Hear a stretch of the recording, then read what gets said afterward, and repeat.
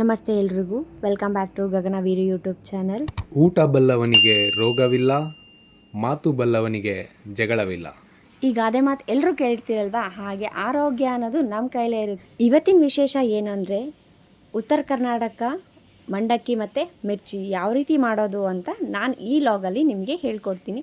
ನೀವು ಮನೇಲಿ ಟ್ರೈ ಮಾಡಿರ್ತೀರ ಅಂತ ಗೊತ್ತು. ನಿಮ್ಮ ಮನೇಲಿ ಮತ್ತೆ ಬೇರೆ ಯಾವ ರೀತಿ ಮಾಡ್ತೀರಾ ಅಂತ ನನಗೆ ಕಮೆಂಟ್ ಮೂಲಕ ತಿಳಿಸಿ. ಬನ್ನಿ ನೋಡೋಣ ಯಾವ ರೀತಿ ಮಾಡೋದು ಅಂತ ನೋಡೋಣ. ನೀವೇನಾದರೂ ನಮ್ಮ ಚಾನಲ್ನ ಹೊಸದಾಗಿ ನೋಡ್ತಾ ಇದ್ದರೆ ಗಗನವೀರು ಯೂಟ್ಯೂಬ್ ಚಾನಲ್ ಎಣ್ಣೆ ಕಾದಿದೆ, ಸಾಸಿವೆ ಕಮೆಂಟ್ ಮಾಡಿ, ಸಬ್ಸ್ಕ್ರೈಬ್ ಮಾಡಿ. ಜೀರಿಗೆ,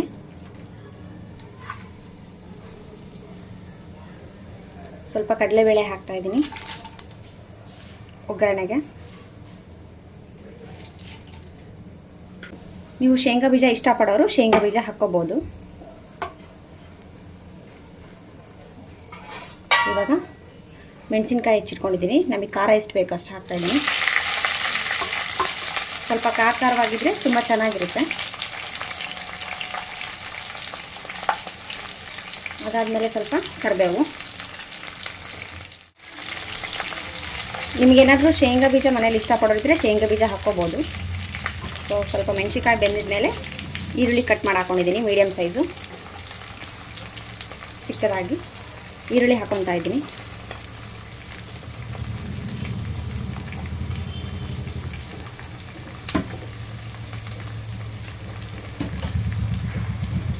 ಸ್ವಲ್ಪ ಕೈ ಆಡೋಣ.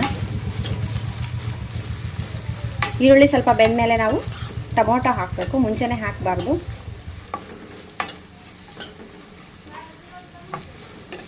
ಈರುಳ್ಳಿ ಮೆಣಸಿನ್ಕಾಯಿ ಸ್ವಲ್ಪ ಎಣ್ಣೆಲಿ ಚೆನ್ನಾಗಿ ಫ್ರೈ ಆಗಲಿ.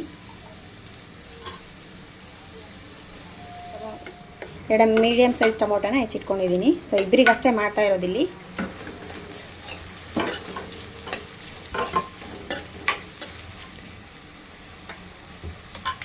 ಟೊಮೊಟೊ ಹಾಕಿದ್ರೂ ಮುಖ್ಯವಾಗಿ ನಮಗೆ ಹುಣಸೆ ಹುಳಿ ಬೇಕು. ಹಾಗಾಗಿ ಮೇನ್ ಬೇಕಾಗಿರೋದು ಇದಕ್ಕೆ ಹುಣಸೆ ಹುಳಿ.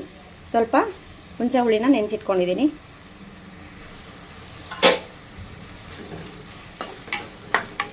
ಈರುಳ್ಳಿ ಮೆಣಸಿನ್ಕಾಯಿ ಟೊಮೊಟೊ ಸ್ವಲ್ಪ ಚೆನ್ನಾಗಿ ಫ್ರೈ ಆಗಲಿ. ಅದು ಎಣ್ಣೆಯಲ್ಲಿ ಅರಳುಪ್ಪು ಹಾಕ್ತಾಯಿದ್ದೀನಿ ನಾನು. ಅರಳುಪ್ಪು ಹಾಕ್ತಾಯಿದ್ದೀನಿ. ಚೆನ್ನಾಗಿ ಮಿಕ್ಸ್ ಮಾಡೋಣ.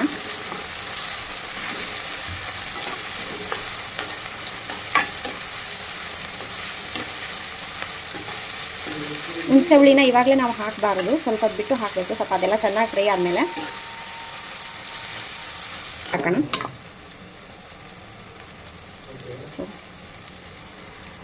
ಸ್ವಲ್ಪ ಅರಿಶಿನ ಪುಡಿ ಹಾಕ್ತಾಯಿದ್ದೀನಿ.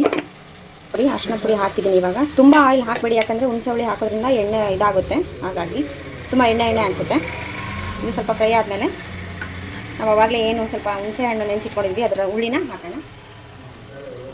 ಹಾಗಾಗಿ ಸ್ವಲ್ಪ ಟೊಮೊಟೊ ಹಾಕ್ತೀನಿ ನಾನು, ಜಾಸ್ತಿ ಹಾಕಿಲ್ಲ. ಹುಳಿ ಅಷ್ಟೇ ನೋಡಿಬೇಕು. ನಮ್ಮ ಕಡೆ ಸೈಡು ಇದನ್ನ ಬೆಳಗ್ಗೆ ತಿಂಡಿಗೆ ಮಾಡ್ತಾರೆ. ಸೊ ಸ್ನ್ಯಾಕ್ಸು ಅಥವಾ ಯಾರಾದರೂ ಗೆಸ್ಟ್ಗಳು ಬಂದರೆ ಬೇಗ ಬೇಗ ಮಂಡಕ್ಕಿ ಮಿರ್ಚಿ ಮಾಡಿ ಕೊಡ್ತೀವಿ. ಹಾಗಾಗಿ ಉಪ್ಪು ಖಾರ ನಿಮಗೆ ಎಷ್ಟು ಬೇಕೋ ಅಷ್ಟು ಹಾಕ್ಕೊಳ್ಳಿ. ನಮಗೆ ಖಾರ ಸ್ವಲ್ಪ ಜಾಸ್ತಿ ಇರಲಿ ಅಂತ ಮೆಣಸಿನ್ಕಾಯಿ ಜಾಸ್ತಿ ಹಾಕಿದ್ದೀನಿ. ಸೊ ಸ್ವಲ್ಪ ಚೆನ್ನಾಗಿ ಕುದಿಲಿ, ಯಾಕಂದರೆ ಅದು ಹುಣಸೆ ಹುಳಿ ನೀರು ಹಾಕಿರ್ತೀವಲ್ಲ. ಹಾಗಾಗಿ ಜಸ್ಟ್ ಸ್ವಲ್ಪ ಟೇಸ್ಟಿಗೆ ಹೌದಾ ಅಲ್ಲಷ್ಟು ಬೆಲ್ಲ ಹಾಕ್ತಾಯಿದ್ದೀನಿ. ಸಕ್ಕರೆಗಿನ ಅಡುಗೆಗೆ ಜಾಸ್ತಿ ನೀವು ಬೆಲ್ಲ ಯೂಸ್ ಮಾಡಿ, ತುಂಬ ಒಳ್ಳೆಯದು. ಸ್ವಲ್ಪ ಹಾಕ್ತಾಯಿದ್ದೀನಿ ಬೆಲ್ಲ.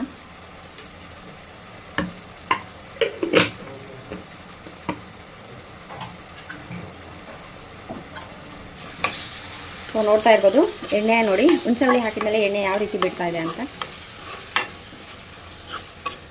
ಸ್ವಲ್ಪ ಕುದಿಲಿ ಇದು ಚೆನ್ನಾಗಿ. ಈಗ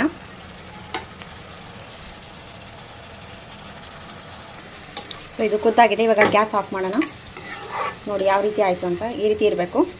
ಬರೀ ಹಾಗೆ ನಾವು ಮಾಡೋದ್ರಿಂದ ಅದು ಒಂಥರ ಚೆನ್ನಾಗಿರಲ್ಲ. ಸ್ವಲ್ಪ ಹುಣಸೆ ಹುಳಿ ಹಾಕಿ ಮಾಡಿ ಕುದಿಸೋದ್ರಿಂದ ನೋಡಿ ಎಣ್ಣೆ ಯಾವ ರೀತಿ ಬಿಟ್ಟಿದೆ ಅಂತ. ಹಾಗಾಗಿ ಮುಂಚೆನೇ ಜಾಸ್ತಿ ಎಣ್ಣೆ ಹಾಕಕ್ಕೆ ಹೋಗಬೇಡಿ. ಇದನ್ನ ಗ್ಯಾಸ್ ಆಫ್ ಮಾಡಿಬಿಡೋಣ. ಅಷ್ಟೊತ್ತಿಗೆ ನಮಗೆ ಮಿರ್ಚಿಗೆ ಏನು ಬೇಕು ಅದನ್ನ ರೆಡಿ ಮಾಡ್ಕೊಳೋಣ. ಇದು ಸ್ವಲ್ಪ ತಣ್ಣಗಾಗೋ ಅಷ್ಟೊತ್ತಿಗೆ ಮಿರ್ಚಿ ಮಾಡೋಕ್ಕೆ ಒಂದು ಸ್ವಲ್ಪ ಹಿಟ್ಟು ಹಾಕ್ಕೊತಾ ಇದ್ದೀನಿ.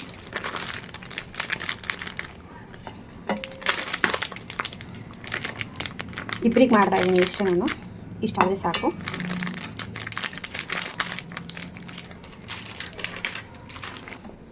ಈ ಹಿಟ್ಟಿಗೆ ಸ್ವಲ್ಪ ನೈಸ್ ಉಪ್ಪು ಹಾಕ್ತಾಯಿದ್ದೀನಿ. ಅಜ್ವಾನ ಅಂತ ಬರುತ್ತಲ್ಲ ಅಥವಾ ಓಂ ಕಾಳು ಅಂತ ಬರುತ್ತಲ್ಲ ಅದನ್ನ ಸ್ವಲ್ಪ ಹೀಗೆ ಮಾಡಿ ಹಾಕೋಣ. ಸ್ವಲ್ಪ ಸೋಡಾ ಪುಡಿ,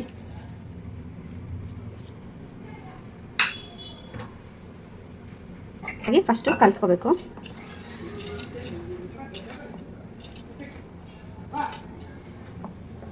ಅದಕ್ಕೆ ನೀರು ಮಿಕ್ಸ್ ಮಾಡಿ ಯಾವುದೇ ರೀತಿ ಗಂಟಿಲ್ಲದೆ ಹಾಗೆ ಕಲಿಸ್ಕೋಬೇಕು.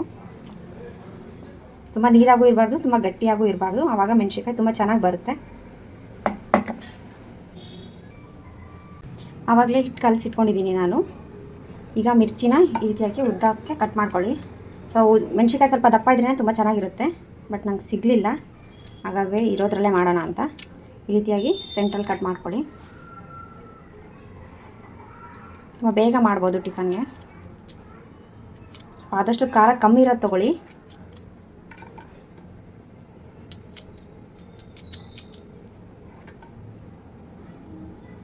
ನಾನು 4 ಮೆಣಸಿನ್ಕಾಯಿ ತೊಗೊಂಡಿದ್ದೀನಿ ಸಾಕು ಅಂತ.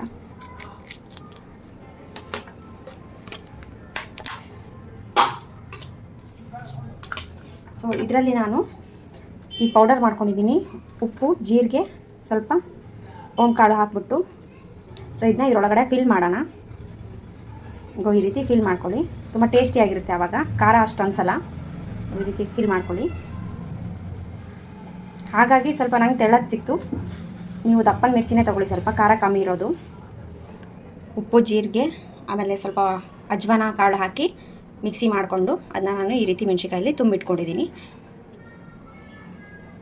ಆವಾಗಲೇ ಹೇಳ್ದಂಗೆ ನಾನು ಹಿಟ್ಟನ್ನ ಈ ರೀತಿ ರೆಡಿ ಮಾಡಿ ಇಟ್ಕೊಂಡಿದ್ದೀನಿ. ಸೊ ಫಸ್ಟು ಮಂಡಕ್ಕಿ ಕಲಿಸ್ಬಿಟ್ಟು ಆಮೇಲೆ ಬಿಸಿ ಬಿಸಿಯಾಗಿ ಮಿರ್ಚಿ ಹಾಕೋಣ. ನೋಡಿ, ಈ ರೀತಿ ಮಂಡಕ್ಕಿನ ಸ್ವಲ್ಪ ನೀರಲ್ಲಿ ಚೆನ್ನಾಗಿ ವಾಶ್ ಮಾಡ್ಕೊಂಬಿಡೋಣ ನಾವು.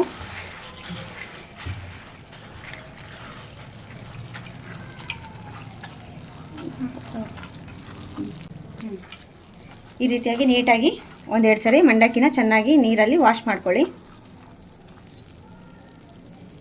ನೋಡಿ, ಮಂಡಕ್ಕಿನ ನಾನು ನೀಟಾಗಿ ತೊಳೆಸ್ಕೊಂಡು ನೀರೆಲ್ಲ ಹಿಂಡ್ಕೊಂಡು ಇಟ್ಕೊಂಡಿದ್ದೀನಿ. ಇದಕ್ಕೆ ಆವಾಗಲೇ ಏನು ಮಾಡ್ಕೊಂಡಿದ್ದಲ್ಲ ಒಗ್ಗರಣೆ, ಸೊ ಅದಕ್ಕೆ ಮಿಕ್ಸ್ ಮಾಡೋಣ. ಸೊ ಮಿಕ್ಸ್ ಮಾಡೋಕ್ಕಿಂತ ಮುಂಚೆ ನಾವು ಏನು ಮಾಡಬೇಕು ಅಂದರೆ, ಏನು ಮಂಡಕ್ಕಿ ಇರುತ್ತಲ್ಲ ಇದನ್ನು ಫಸ್ಟ್ ಹಾಕ್ಕೊಂಡು ಎಷ್ಟು ಬೇಕಷ್ಟು ಹಾಕ್ಕೊಳ್ಳಿ. ಸೊ ನೀರು ಇರಬಾರ್ದು, ಮಂಡಕ್ಕಿ ತುಂಬ ಚೆನ್ನಾಗಿ ನೆಂದಿರಬೇಕು. ಸೊ ಪುಟಾಣಿ ಪೌಡ್ರ್ ಅಂತ ಬರುತ್ತಲ್ವ, ಅಥವಾ ಹುರ್ಗಡ್ಲೆ ಪೌಡ್ರ್ ಅಂತ ಬರುತ್ತಲ್ಲ, ಅದನ್ನ ಹಾಕಬೇಕು ಸ್ವಲ್ಪ. ಇದೇನು ಹುರ್ಗಡ್ಲೆ ಪೌಡ್ರು ಅಥವಾ ಕಡಲೆ ಪುಡಿ ಅಂತ ಹೇಳ್ತೀವಿ ನಾವು, ಅದನ್ನ ನಾನು ಹಾಕಿ ಸ್ವಲ್ಪ ಚೆನ್ನಾಗಿ ಮಿಕ್ಸ್ ಮಾಡ್ಕೊತಾ ಇದ್ದೀನಿ. ಆವಾಗ ಮಂಡಕ್ಕಿ ತುಂಬ ಬಿಡಿ ಬಿಡಿ ಆಗಿರುತ್ತೆ ನೋಡಿ. ಈ ರೀತಿಯಾಗಿ ಮೇಯ್ನಾಗಿ ನಾವು ಒಗ್ಗರಣೆ ಮಾಡ್ಬೇಕಾದ್ರೆ, ಮಂಡಕ್ಕಿ ಒಗ್ಗರಣೆ ಮಾಡ್ಬೇಕಾದ್ರೆ ಹುಣಸೆ ಹಣ್ಣಿನ ಹುಳಿ ಮತ್ತು ಹುರ್ಗಡ್ಲೆ ಪೌಡರ್ ಚೆನ್ನಾಗಿ ಹಾಕಿ ಮಿಕ್ಸ್ ಮಾಡೋಣ. ಸ್ಪೂನಿಂದ ಕಲಿಸೋಕ್ಕಿಂತ ಸ್ವಲ್ಪ ಕೈಯಿಂದನೇ ನೀಟಾಗಿ ಚೆನ್ನಾಗಿ ಕಲಿಸ್ಕೊಳ್ಳಿ, ಆವಾಗ ಒಗ್ಗರಣೆ ಚೆನ್ನಾಗಿ ಹಿಡಿದು ಇಡುತ್ತೆ.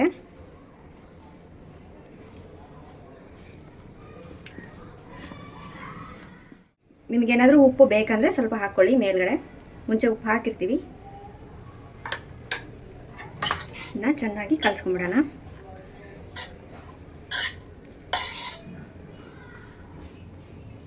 ಸೊ ನೋಡಿ ಯಾವ ರೀತಿ ಇದೆ ಅಂತ, ಯಾವುದೇ ರೀತಿ ಮೆತ್ತಗಾಗಿಲ್ಲ, ಅಂಟಂಟಾಗಿಲ್ಲ. ಸೊ ಇದನ್ನ ಈಗ ಬಿಸಿ ಮಾಡಿಬಿಡೋಣ. ನಿಮಗೆ ಇನ್ನೇನಾದರೂ ಹುಳಿ ಬೇಕು ಅಂದರೆ ನಿಂಬೆಹಣ್ಣು ಹಾಕ್ಕೋಬೋದು, ಇಲ್ಲ ಅಂದರೆ ಓಕೆ. ಸೊ ನಿಂಬೆಹಣ್ಣು ಹಾಕಿದರೆ ಅದು ಒಂಥರ ತುಂಬ ಚೆನ್ನಾಗಿರುತ್ತೆ ಟೇಸ್ಟು, ಹಾಗಾಗಿ. ಸೊ ಈಗ ಕೊತ್ತಂಬರಿ ಹಾಕ್ತಾಯಿದ್ದೀನಿ, ಚಿಕ್ಕ ಚಿಕ್ಕದಾಗಿ ಕಟ್ ಮಾಡ್ಕೊಂಡಿದ್ದೀನಿ. ಸ್ವಲ್ಪ ಕೊತ್ತಂಬರಿ ಜಾಸ್ತಿ ಹಾಕಿದರೆ ಟೇಸ್ಟ್ ತುಂಬ ಚೆನ್ನಾಗಿರುತ್ತೆ. ನೋಡಿ, ಸ್ಮೆಲ್ ಗಮ್ ಅಂತ ಬರ್ತಾ ಇದೆ. ಸೊ ಇದು ಸ್ವಲ್ಪ ಬಿಸಿ ಆಗಲಿ. ಅಷ್ಟೊತ್ತಿಗೆ ನಾವು ಆ ಕಡೆ ಎಣ್ಣೆ ನೋಡಿ, ಇದು ಒಗ್ಗರಣೆ ಸ್ವಲ್ಪ ಬಿಸಿ ಆಗೋಷ್ಟೊತ್ತಿಗೆ ಈ ಕಡೆ ಆಯಿಲ್ ಇಟ್ಟಿದ್ದೀನಿ. ಸೊ ನಾನು ಕೊಬ್ಬರಿ ಎಣ್ಣೆ ಯೂಸ್ ಮಾಡ್ತೀನಿ, ಹೆಲ್ತಿಗೆ ತುಂಬ ಒಳ್ಳೆಯದು ಅಂತ. ಸೊ ಹಿಟ್ಟು ತುಂಬ ಚೆನ್ನಾಗಿ ನೆಂದಿದೆ, ಮೆಣಸಿಕಾಯಿ ರೆಡಿಯಾಗಿದೆ. ಸೊ ಎಣ್ಣೆ ಕಾದ ತಕ್ಷಣ ಬಿಸಿ ಬಿಸಿಯಾಗಿ ಮೆಣಸಿಕಾಯಿ ಹಾಕಿಬಿಟ್ಟು ಒಗ್ಗರಣೆ ಜೊತೆ ತಿನ್ನೋದು. ಎಣ್ಣೆ ಸ್ವಲ್ಪ ಕಾಯಲಿ ಮಾಡಿ.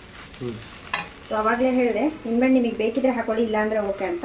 ಸೊ ಸ್ವಲ್ಪ ನಾನು ನಿಂಬೆಹಣ್ಣು ಹಾಕ್ತಾಯಿದ್ದೀನಿ, ಒಂದು 3-4 ಡ್ರಾಪ್ಸ್ ಅಷ್ಟು. ಸೊ ಟೇಸ್ಟ್ ತುಂಬ ಚೆನ್ನಾಗಿರುತ್ತೆ, ಹಾಗಾಗಿ ತುಂಬ ಬೇಡ, ಸ್ವಲ್ಪ ಹಾಕೊಳ್ಳಿ.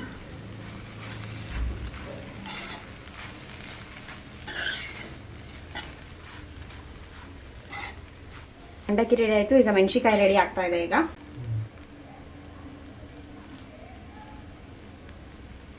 ನೋಡಿ ಎಣ್ಣೆ ಕಾದಿದೆ, ನೋಡೋಣ. ಎಣ್ಣೆ ಕಾದಿದೆ. ಇವಾಗ ನಾವೇನು ಮಿರ್ಚಿ ತಗೊಂಡಿದ್ವಲ್ಲ ಇದನ್ನು ಈ ರೀತಿ ಮಾಡಿ ಈ ರೀತಿ ಎಳೆದು ಬಿಡಬೇಕು.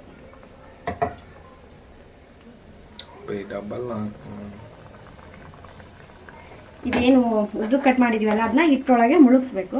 ಈ ರೀತಿ ಮುಳುಗಿಸಿ ಎಳೆದು ಬಿಡಬೇಕು. ಸೊ ಮೆಣಸಿಗೆ ಸ್ವಲ್ಪ ದಪ್ಪ ಇರೋದು ತೊಗೊಳ್ಳಿ, ಇಟ್ಕೊಳ್ಳಿ. ಒಂದೆರಡು ಹಾಕಿ ಆಮೇಲೆ ನೀಟಾಗಿ ಎಣ್ಣೆ ಕಾದ್ಮೇಲೆ ಹಾಕಿ ಈ ಥರ ಕಂಟ ಕೊಡಿಸ್ಬೇಕು.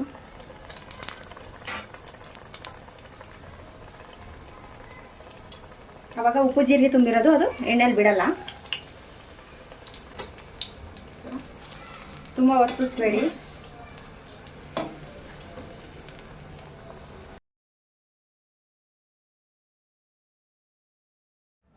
ನೋಡಿ ಬಿಸಿ ಬಿಸಿಯಾಗಿರೋ ಮಂಡಕ್ಕಿ ಹಾಗೆ ಮೆಣಸಿಕಾಯಿ ರೆಡಿ ಆಯಿತು. ಸೊ ಒಂದು ಸ್ವಲ್ಪ ಉಪ್ಪಿನಕಾಯಿ ಮೊಸರು ಜೊತೆನೂ ತಿನ್ಬೋದು, ತುಂಬ ಚೆನ್ನಾಗಿರುತ್ತೆ. ಸೊ ಒಂದ್ಸರಿ ನೀವು ಟ್ರೈ ಮಾಡಿ. ಉತ್ತರ ಕರ್ನಾಟಕ ಸ್ಪೆಷಲ್ ಮಂಡಕ್ಕಿ ಮಿರ್ಚಿ.